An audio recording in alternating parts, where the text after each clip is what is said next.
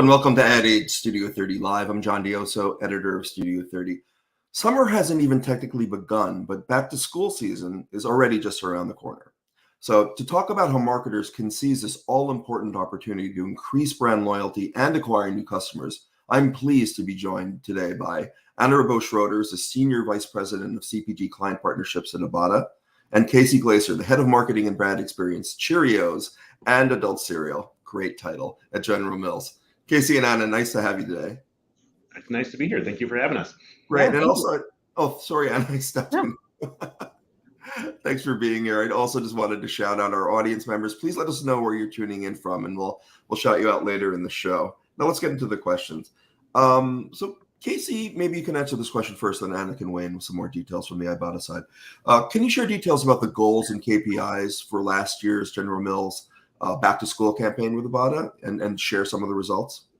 Yeah, absolutely. I chuckled as you were making that introduction because it does feel like summer hasn't even really started. Like this is the week that people are transitioning their kids into other programs, right? Yeah. But it is right around the corner, and back to school is a key season for General Mills. If you can get in at the start of those lunchbox occasions, those after school snack occasions, you build those routines at the start of the school year, and it can pay off over the course of time and over the season. So we have 45 brands at General Mills that can help solve various meal and snack occasions, and we looked across our portfolio and pulled various cashback offers for dozens of brands under the umbrella with kind of a back to school portfolio wide message event that drove higher and more compelling total savings value and CTA for the consumer.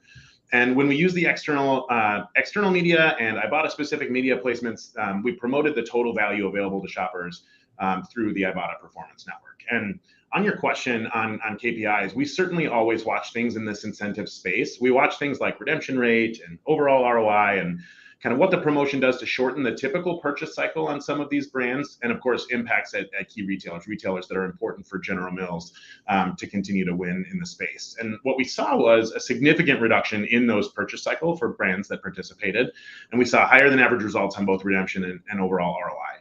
And of course, we were able to impact those results with retailers that matter, that are important to General Mills, which is really important from a commerce perspective.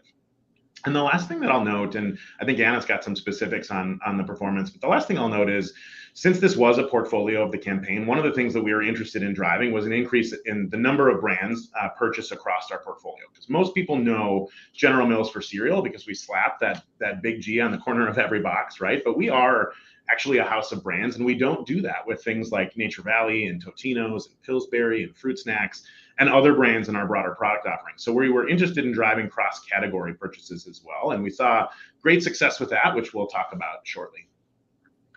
Yeah, I'm so glad you mentioned that, Casey. When General Mills approached us about this campaign specifically, we were really excited because we knew that we could impact those specific KPIs that Casey mentioned. So this campaign ran from August 1st to August 31st and did bring together this umbrella approach to back to school. During the campaign, we looked at how we could measure the effectiveness of this campaign for General Mills, and we looked at it both during the campaign and then post-campaign.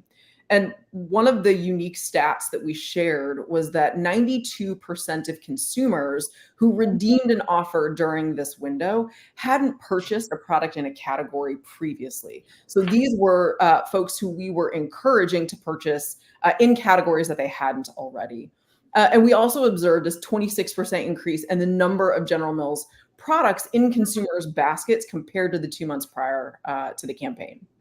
After the campaign, in the first half of September, 21% of the offer redeemers continued to purchase a General Mills product that was unincentivized, driving lifetime value of the program.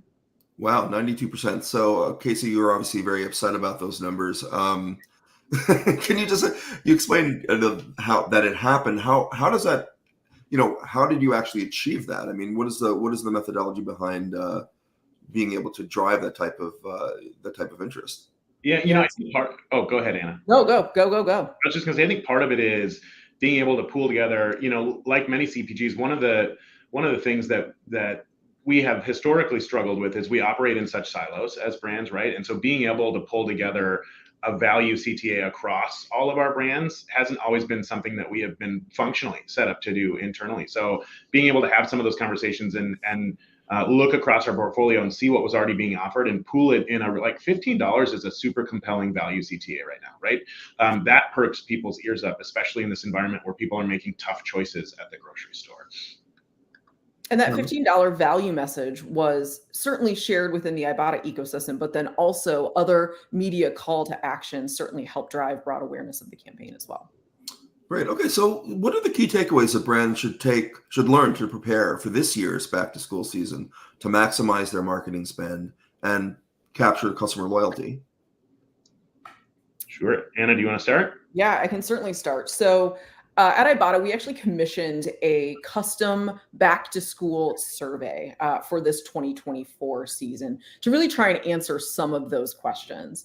We found some interesting stats. So overall, 47% of consumers are going to be participating in back to school shopping, which is a lot of overall consumers. And not surprisingly, 98% of them said that they'd be looking for back to school deals from at least one of those categories that they were planning on buying from. And 70% of them said that they would buy a store brand or switch to another branded product where there was an incentive. Consumers are feeling the pinch in their wallets. And so it's important to make sure that there is an incentive, a valuable incentive for consumers out there during this critical time frame. The other thing that we found was that consumers are making those plans and they're looking for deals earlier than they ever have before. So July or earlier is when consumers said that they were going to start looking for those deals and savings. Yeah, Anna hit the nail on the head. This is a key season for brands, right? And General Mills wants to be hopefully a really big part of that conversation.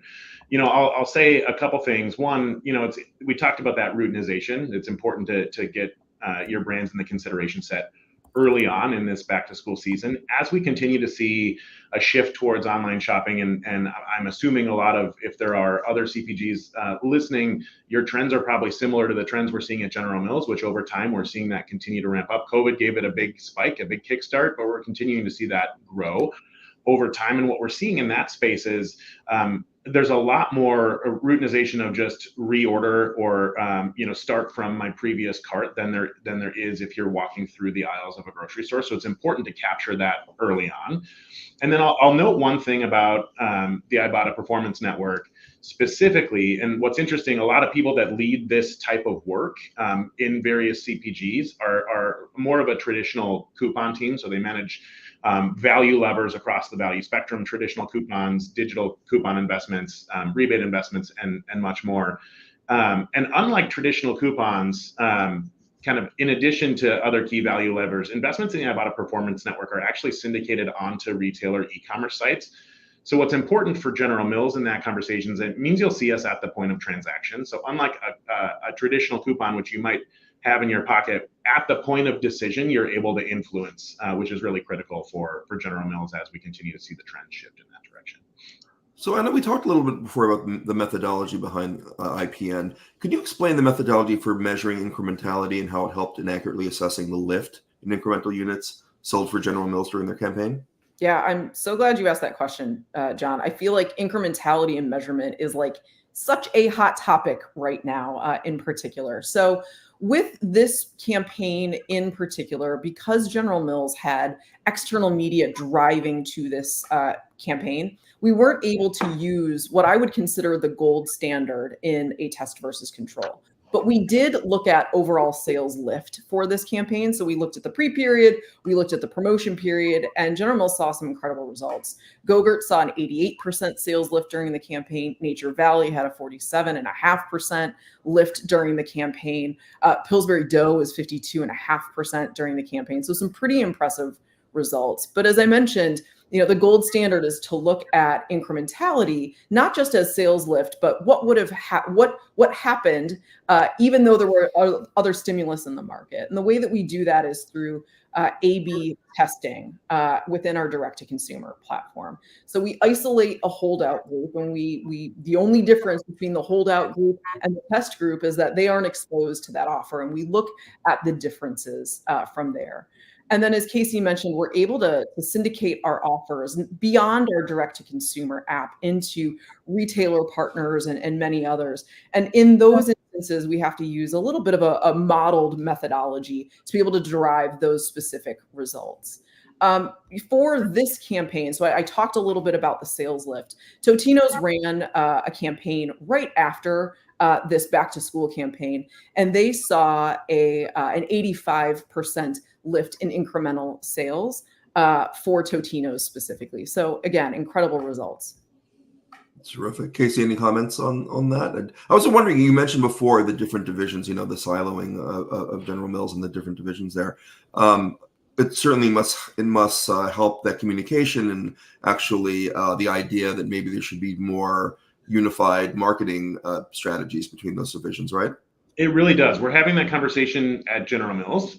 We talk a lot at General Mills about solving problems and delivering joy. So when you think, John, about something like a lunchbox solution or dinner occasions for families with picky kids, or whatever the solution is that you're trying to solve, if you come at it with 45 brands, you're able to get a lot more creative in how you address the problem for the consumer.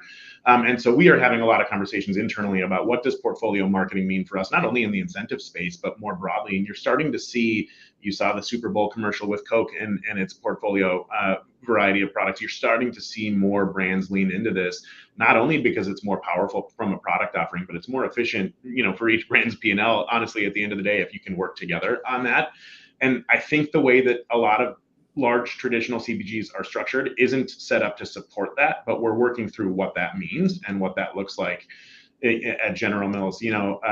We had a bunch of brands participate in this. I could list them off, but we had everything from our meals brands, Old El Paso, Pillsbury, Progresso, Betty Crocker, to our snacks brands, Totino's, Nature Valley, Chex Mix, fruit snacks, and then all of the things that we are thought of for, like all of our cereal, yogurt and Yoplait and Go-Gurt, and to be able to say, hey, you can pack a lunchbox with a variety of these things, and you can, the more you buy, the more you save kind of message works really well, especially in today's environment. Now, speaking of delivering joy, that T-shirt is delivering me joy. I got to get one, because if there's a day that there isn't a box of Cheerios in the cabinet, we really got to go shopping, because it's a constant in our house. Thank you for mentioning it. I am a shameless promoter of Cheerios wherever I go. So, well, I'm going to get one. And I just want to remind everybody, if you're just joining us, this is Ad Age Studio 30 Live. I'm John Dioso from Ad Age, and I'm being joined by Anna Ribot-Schroeder, the Senior VP of CPG Client Partnerships at Ibotta, and Casey Glaser, the Head of Marketing and Brand Experience at, of course, Cheerios and Adult Cereal, which is an amazing title, at General Mills. And today we're discussing how Ibotta helped General Mills drive cross-promotion and incrementality during back to school. And just shout out to everybody who's joining us. Thank you so much for being here today. Let's get back to it. So Casey, we've already hit on this a couple of times, but I don't think it can be specified enough, or hit on enough, given that we're in an election year. The economy and continuing inflation concerns will just drive so many, not just decisions at the cash register, but at the ballot box as well. So how have continuing consumers' concerns about inflation influenced General Mills marketing strategies for this back to school season? For example, there is this increasing popularity of private label brands. So how does General Mills plan to ensure that they retain customer loyalty and capture the significant segment in pursuit of the best deals? Yeah, what's private label? No, I'm kidding. Thank you for asking this question. It's no surprise that life has gotten more expensive for consumers. In fact, the latest CNBC poll that I saw in April found that 65% of consumers are living paycheck to paycheck. And that is really high. So let that sink in and feel super fortunate, if you're not in that group. But we've seen that number hold pretty consistent over the course of the year. And it's not just groceries. Life has become more expensive, and consumers can't control all of the expenses as they rise, right? But the weekly grocery run is a place where households do have a little bit more control over their budgets. So they're making choices that work for their wallet, their family, and their life. So yes, John, we've seen that macro impact affect our categories and our brands to an extent. And we've not only seen a rise in private label purchases, but a rise in private label branding. So they're starting to become their own brands. Private label advertising, even private label couponing, which is relatively new in the grand scheme of things. So it's important for us to kind of reassess where we're at in terms of holistic value, everything from transactional to emotional value, right? As we think about how we show up in the marketplace, we take all of that into account as we form our strategies over the year, whether it's calling attention to that total value or being strategic with our targeting or being extremely choiceful with our incentives budgets. It all comes into play within the strategy.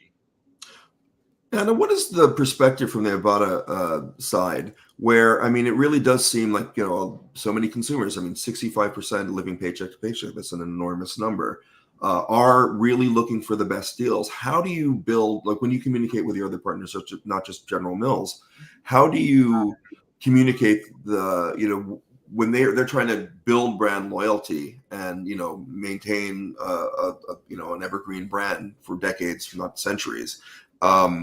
There's an enormous challenge there, because if people are just jumping from one brand to another, even private labels, but other brands, whoever's giving the best, giving the best discounts, um, you know, that is an enormous challenge for a lot of people in our audience right now. So what do you tell them when they want to figure out how to use your platform in the best way?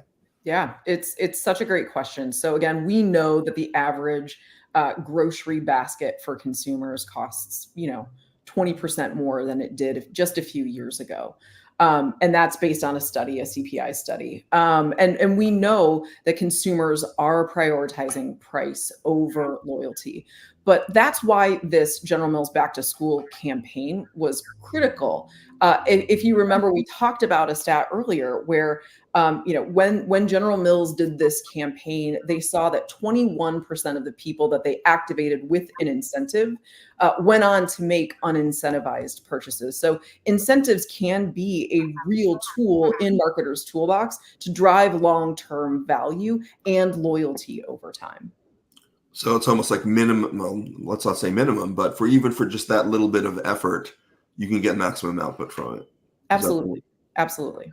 And to chime in on that, it's not just running an incentive, set it and forget it. What General Mills has found in all of our tactics really is that consistency matters. So on the brands where we are actively spending more consistency against value, we tend to see redemption rates higher. We tend to see the routinization of that behavior become higher, right? We tend to see a long-term payoff for General Mills. And to Anna's point, there's a huge halo effect for our brands, even when we do have periods of darkness in the marketing calendar from an incentives perspective.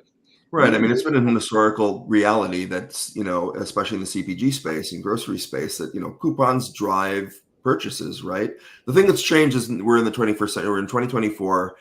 We have high tech and a lot of data out there, which will give us so many different insights. So I'd love to ask both of you, this is the time of the conversation where we tick off the AI box. How was Casey, maybe start with you. How does General Mills plan to leverage AI and other advanced technologies in future campaigns to continue driving incrementality and capturing new customers? Then I'll throw it to Anna for Ibotta. Yeah, for sure. Thank you for asking the question.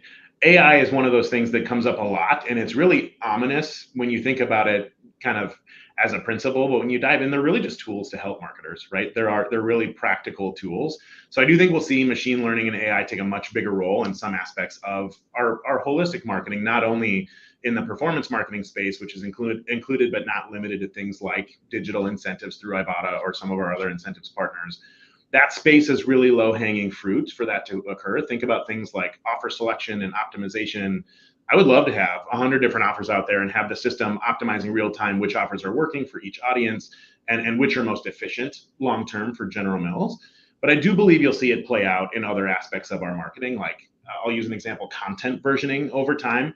So again, primarily for some of those performance marketing tactics, but if you have X number of messages and X number of products and X number of audiences, you can see how the number of assets, the number of content, the amount of content that you need just gets really large, really fast.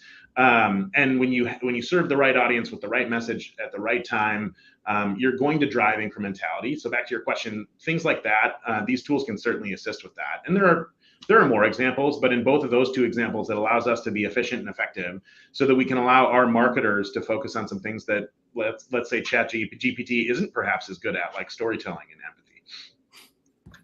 Yeah.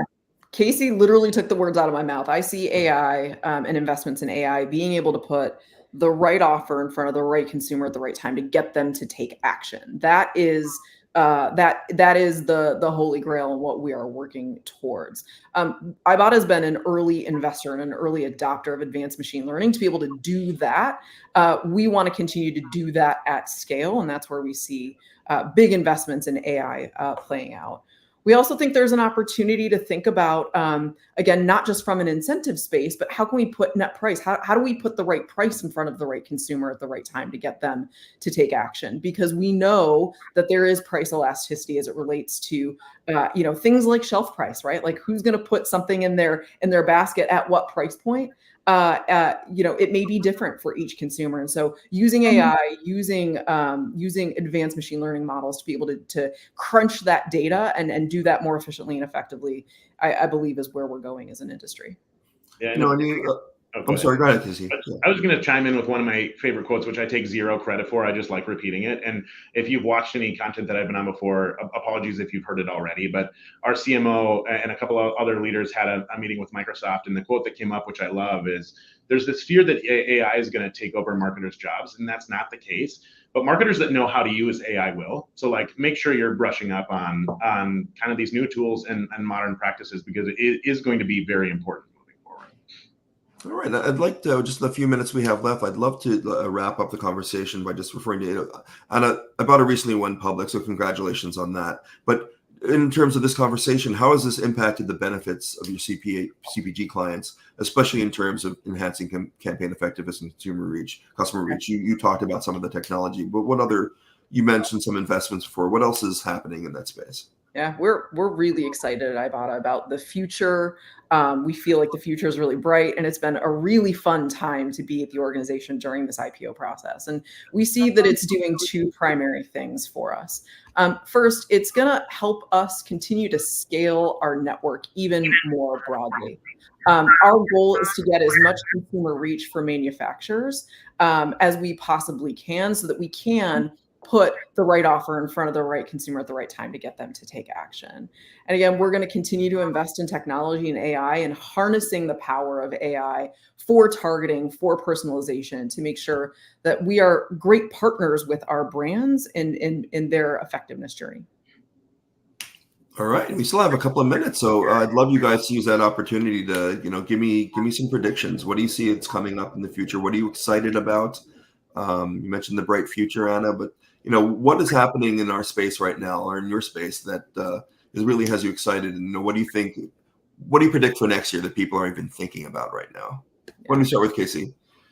Yeah, sure. I mean, we hit on the AI and machine learning piece, but I think that's going to be a really exciting way for marketers to be not only more efficient with their dollars, but more effective in this space. And so I'm really excited to see how that unfolds. On the other side of my job, so I'm rolling off, for context, I'm rolling off of kind of this incentives role and onto this Cheerios desk. And from a Cheerios perspective, I think there's just so much excitement around through the midst of all of this social and cultural change, how Cheerios can show up in the world. So we're really doing some nitty gritty kind of identity work, but I'm excited to showcase kind of how that shows up over time. And from you had asked a future perspective question, I would love for cereal for us to get the word out about what a high percentage of our product that oats are, and for people to, from a nutrition, from a taste perspective, from a convenience perspective, really have the cereal category kind of take over breakfast. So great. Anna.